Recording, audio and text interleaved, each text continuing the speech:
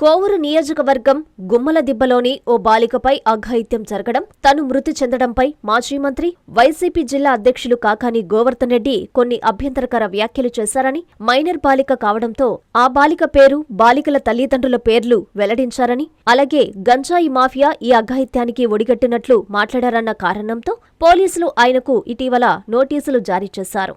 అందుకు సంబంధించి ఈ నెల 24వ తేదీ విచారణకు హాజరు కావాలని ఆదేశించారు. అయితే జగన్ నెల్లూరు పర్యటన ఉండడంతో దాన్ని పోస్టుపోన్ చేశారని, ఇందులో భాగంగా శుక్రవారం ఆయన్ను విచారణకు పిలిపించారు. కాకాని గోవర్ధన్ రెడ్డితో పాటు కోవూరు మాజీ ఎమ్మెల్యే నల్లపరెడ్డి ప్రసన్నకుమార్ రెడ్డి, డీసీఎంఎస్ మాజీ చైర్మన్ వీరి చలపతి, నాయకులు మావుడూరి శ్రీనివాసులరెడ్డి, వైసీపీ అధికార ప్రతినిధి వెంకటశేషయ్యలతో పాటు వందలాది మంది కోవూరు, నెల్లూరు రూరల్, సర్వేపల్లి నుంచి పెద్ద ఎత్తున కార్యకర్తలు నెల్లూరు రూరల్ డీఎస్పీ కార్యాలయం వద్దకు చేరుకున్నారు. ఈ సందర్భంగా వారందర్నీ పోలీసులు అక్కడి నుంచి పంపించే ప్రయత్నం చేశారు. వారు వినలేదు. జై జగన్, జై కాకాని, జై జై ప్రసన్న అంటూ నినాదాలు చేశారు. ఒక దశలో అక్కడ ఉద్రిక్త పరిస్థితి నెలకొనింది. ఈ క్రమంలో కాకాని గోవర్ధన్ రెడ్డి వారందరికీ సర్ది చెప్పి డీఎస్పీ కార్యాలయంలోనికి విచారణకు వెళ్లారు. అక్కడ కోవూరు సీఐ సుధాకర్ రెడ్డి సమక్షంలో విచారణ అధికారి కోవూరు ఎస్ఐ కాకానిని విచారించారు. సుమారు అరగంట పాటు ఆయనకు పలు ప్రశ్నలు వేశారు. ఇందులో ఆ బాలికపై గంజాయి మాఫియా అఘాయిత్యానికి పాల్పడినట్లు మీరు ఎలా నిర్ధారించారు అని ప్రశ్నించారు.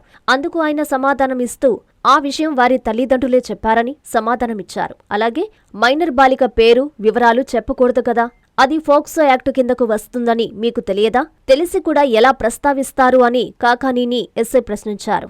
అందుకు గోవర్ధన్ రెడ్డి సమాధానమిస్తూ తనకు ఫోక్సో యాక్టు గురించి తెలుసని, తాను ఎక్కడా పేరు, ఊరు, తల్లిదండ్రుల పేర్లు చెప్పలేదని, కొన్ని ఛానళ్ల వాళ్ళు ఇష్టం వచ్చినట్లు రాశారని, వాళ్లనే అడగాలని సమాధానమిచ్చారు. ఇలా ఓ అరగంట పాటు పలు ప్రశ్నలు వేసి అవసరమైతే మళ్లీ నోటీసులు ఇచ్చి విచారణకు పిలిపిస్తామని, హాజరు కావాల్సి ఉంటుందని చెప్పి పంపించివేశారు. విచారణకు వెళ్లిన అరగంటలోనే కాకాని తిరిగి రావడంతో నాయకులు, కార్యకర్తల్లో జోష్ నెలకొనింది. అందరి మీద కేసులు పెట్టడం, అందరి మీద ఈరోజు ఏముంది నష్టం? ఒక హాఫ్ డే మాకు సంబంధించినటువంటి దాంట్లో మీరు తీసుకెళ్తారు, కూర్చోబెడతారు, అడుగుతారు. అసలు ఏమి ప్రశ్నలు అడగాలనో కూడా పాపం తెలియలేదు వాళ్ళకి. మీరు ఏ హోదాలో ఉండారని అడిగారు నన్ను. నేను ఏ హోదాలో ఉండేది వాళ్ళకి తెలియదా? మీ హోదా దగ్గర పోక్సో కేసు అంటే ఏంది అని అడిగారు. పోక్సో కేసు ఏందయ్యా? ఆ మాత్రం తెలియనటువంటి వాడిని, నేను చదువుకున్నటువంటి వాడిని, నేను ఏమన్నా సోమిరెడ్డిలాగా చదువు సంచలేను వాడినే ఆయన అనుకుని నన్ను అడుగుతున్నారు మీరు. చెప్పా, పోక్సో అంటే prevention of children from sexual offences act అయ్యా అని చెప్పా. కాబట్టి ఏది క్వశ్చన్లు అడుగుతున్నారంటే పాపం రావాలా, పిలవాలా, వాళ్ళు మాత్రం ఏం చేస్తారు, ఏదో ఒకటి అడగాలా, అడగకపోతే కష్టం. కాబట్టి ఏదో రేపు వస్తుందా అన్న ఈనాడు పేపర్లో 25 ప్రశ్నలు అడిగారు గోవర్ధన్ రెడ్డి గారిని. అందుకని మీరు 25 కాదు 25,000 ప్రశ్నలు అడిగినా సమాధానం చెప్పేటువంటి ధైర్యం ఉంది, సమాధానం చెప్పగలిగినటువంటి సత్తా మాకుంది. కాబట్టి ఈరోజు మేము మరలా చెప్పేది, ఆ బిడ్డ మీద అఘాయిత్యం జరిగింది. ఆ జరిగినటువంటి విషయంలో పోలీసు యంత్రాంగం కానీ, అధికార యంత్రాంగం కానీ నిర్లక్ష్యంగా వ్యవహరించిందని చెప్పి వాళ్ళ తండ్రి ఇచ్చినటువంటి స్టేట్మెంట్ ఏదైతే ఉందో అది కూడా మేము పోలీసులకు అందజేశాం. కాబట్టి మీరు అఘాయిత్యం జరిగినటువంటి విషయాన్ని పట్టించుకోకుండా, దాని మీద బిడ్డ పాపం ఆసుపత్రిలో సరైనటువంటి వైద్యం అందించకుండా ఈరోజు చావుకి ప్రభుత్వం కారణమైందని చెప్పి మేము మాట్లాడాం. మరలా కూడా చెప్తున్నాం, అదే విషయాన్ని ఉటంకిస్తున్నాం. దాని మీద మీరు గంజాయిని అరికట్టండి, ఇటువంటి సంఘటనలు జరగకుండా తీసుకోండి, ఇటువంటి సంఘటనలు పునరావృతం కాకుండా చేపట్టండి. నేను ఉదాహరణ కూడా చెప్పా, చెముడుగుంటలో ఇటువంటి సంఘటన జరిగింది. ఒక బాలికకి తీసుకెళ్ళి ఒకడు బలవంతంగా బాత్రూంలో ఉండేటువంటి యాసిడ్ తాగించినప్పుడు ఆ బాలిక చావు బతుకుల మధ్య ఉంటే ఆ రోజు జిల్లా కలెక్టర్ గారితో మాట్లాడాం.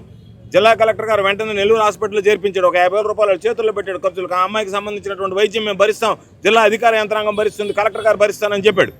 ఆ తర్వాత పరిస్థితి విషమించింది. జగన్మోహన్ రెడ్డి గారికి చెప్పాం, జగన్మోహన్ రెడ్డి గారు ఖర్చులకు 5 లక్షల రూపాయలు వాళ్ళ చేతిలో పెట్టండి, ఆ బిడ్డకి ఎంత అవసరమైతే అంత మెడ్రాస్ అపోలో హాస్పిటల్లో చూపించండి అని అంటే, మెడ్రాస్ అపోలో హాస్పిటల్కి ఆ బిడ్డను తరలించి 30 లక్షల రూపాయలు ఖర్చు పెట్టాం. దురదృష్టవశాత్తు ఆ బిడ్డ బ్రతకలేదు, అది వేరే విషయం.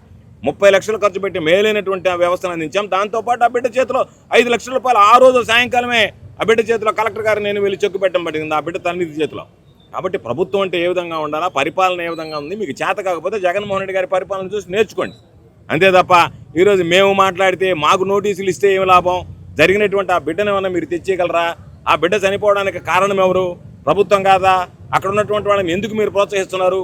ఈరోజు నేను 3 నెలల లోపల గంజాయి రహిత ఆంధ్ర రాష్ట్రాన్ని చేస్తానన్నారు. ఇంతకుముందు పట్టణాలు మెడ్రాసు లేకుండా పాపం పోలీసులు మాత్రం ఏం చేస్తారు?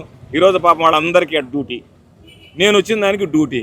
ఆడెవడన్నది అనుకుంటే వీళ్ళు పోయే పని లేకపోయింది. ఇక్కడ వీడు ఎంతసేపటికి గోవర్ధన్ రెడ్డి, ప్రసన్న కుమార్ రెడ్డితో పాటు ఊరు రాకూడదు, వాళ్ళని నిరోధించాలా, వాళ్ళని కట్టడి చేయాలని చెప్పి 6 మంది సిఐలు, 10 మంది ఎస్ఐలు, 100 మంది పోలీసులు, ఆ మహిళా కానిస్టేబుల్ పాపం ఉండేటువంటి ఈ మహిళలందరినీ ఆపడానికే ఈ పనుల్లో ఉంటుంది. మీరు అక్కడ ఏదైనా ఆగాయత్యం జరిగితే పోయే టైం ఏడుంది, పోయేదానికి మీకు మెన్ ఏదైనా పెడితే మాకు మెన్ లేదంటే మెన్ ఎట్టుంటుంది, మమ్మల్ని ఇబ్బంది పెట్టడానికి, మమ్మల్ని తీసుకురావడానికి, మా చుట్టూ తిరగడానికి, ఏదన్నా పాపం మేము ఫ్లెక్సీలు కడితే ఇప్పించడానికి, తెలుగుదేశం వాళ్ళు ఫ్లెక్సీలు కట్టకపోతే మీరు దగ్గర ఉండి కట్టించడానికి ఈ పనుల్లో ఉంటుంది. మీరే మీ పని అది అయిపోయింది కదా, శాంతి భద్రతలు అనేటువంటివి పక్కదారి పట్టిపోయాయి.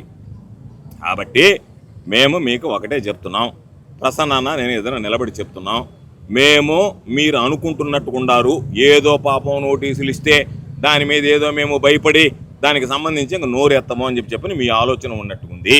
మీ ఆలోచనకు మా సమాధానం, మీరు నోటీసులు ఇచ్చినా ఏమిచ్చినా ఈ ప్రభుత్వం చేసేటువంటి తప్పుల్ని ప్రశ్నిస్తూనే ఉంటాం తప్ప మీరు చెప్పేటువంటి నోటీసులకి గిట్టేసులకి ఈ ప్రభుత్వానికి మేము భయపడము. శ్రీ తల్పగిరి రంగనాథ స్వామి దేవస్థానం, రంగనాయకులపేట, నెల్లూరు. బ్రహ్మోత్సవ ఆహ్వానము ఫిబ్రవరి 26వ తేదీ నుండి మార్చి 8వ తేదీ వరకు. ఫిబ్రవరి 26వ తేదీ సాయంత్రం 5:30 అంకురార్పణ, మార్చి 2వ తేదీ రాత్రి 9 గంటలకు హనుమంత సేవ, 3వ తేదీ రాత్రి 10 గంటలకు బంగారు గరుడ సేవ, 4వ తేదీ సాయంత్రం 7 గంటలకు కళ్యాణోత్సవం, 5వ తేదీ ఉదయం 8:30 రథోత్సవం తిరుత్తేరు, 6వ తేదీ సాయంత్రం 6:30 తెప్పోత్సవం జరుగును. కావున భక్తులెల్లరూ విచ్చేసి శ్రీ స్వామివారిని దర్శించి తరించగలరని కోరుచున్నాము.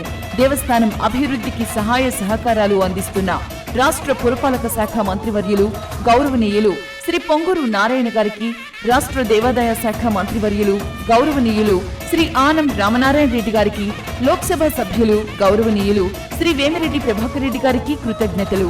ఇట్లు ఆళ్ల శ్రీనివాసరెడ్డి, కార్యనిర్వహణ అధికారి.